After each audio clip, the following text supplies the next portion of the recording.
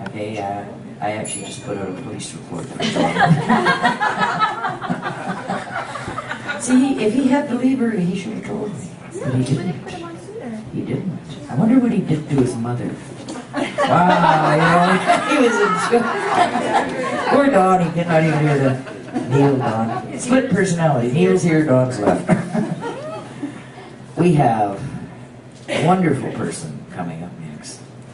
A person that's been around the arts community forever and ever. She's always been doing something to further the arts, always.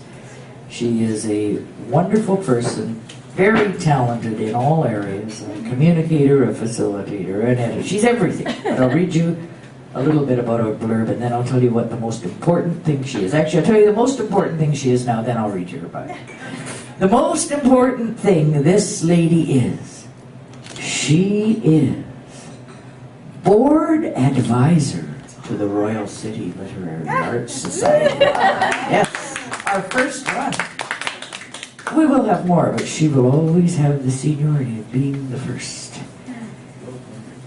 I don't know if you know who it is, but it is Sylvia Taylor. She is a director of the Arts Council for Surrey, board advisor to our class, past director of the Federation of BC Writers, should be in brackets, made it run very well for years. She was shortlisted for the CBC National Literary Awards. She has over 400 articles in print, and she is an extremely popular workshop presenter. I've been to her workshops. She's a great, great workshop presenter. Her historical literary memoir, The Fisher Queen, A Deckhand's Tales of the BC Coast, was published by Heritage House in 2012, and as I understand it, sales are doing very, very well. Please welcome the great Sylvia Taylor to the stage.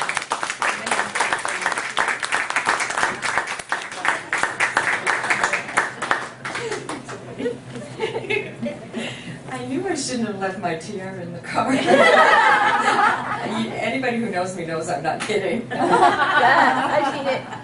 It's really cool. It's really but, cool. Yeah, exactly. And your fairy wand too. I know, and I've got the wand in there too. I glued a cool thing on it that glows in the dark. It's very good. Well, thanks all for being here to share in our joyful offering of poetry into the literary world.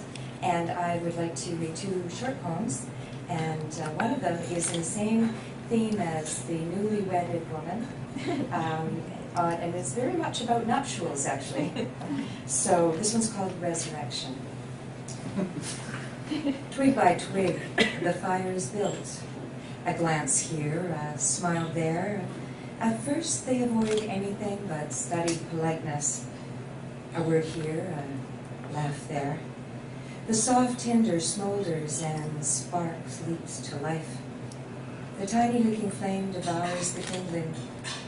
There is always a moment when you know, when you decide, when you can still turn back, no matter how you may deny it later, as you stand in the smoking ruins of your life.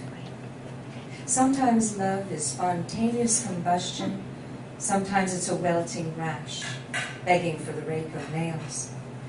And sometimes it's a tender warmth, stoked and tended in the heart of the hearth. But tonight, this love is a crucible, burning away every shred of sensibility. She feels him move across the murky room to stand behind her at the open window. The sullen air is thick with jasmine and garbage. It curls and twists about them as moonlight cools their smoking bodies. I am the phoenix, she whispers, and Cairo is my pyre.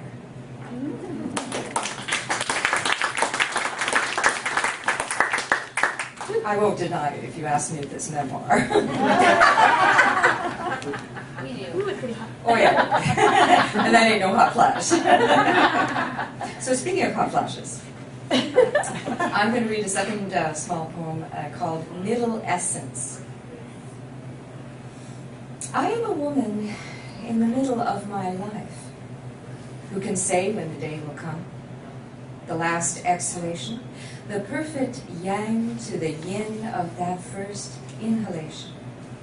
I am in the most perplexing state of middlescence, fraught with tides and storms of hormonal weather systems raging through my inner world.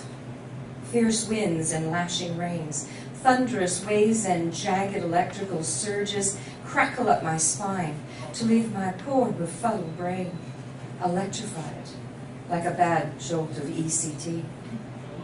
My own body like bumping into a stranger in a train station, and later realizing you were high school sweethearts.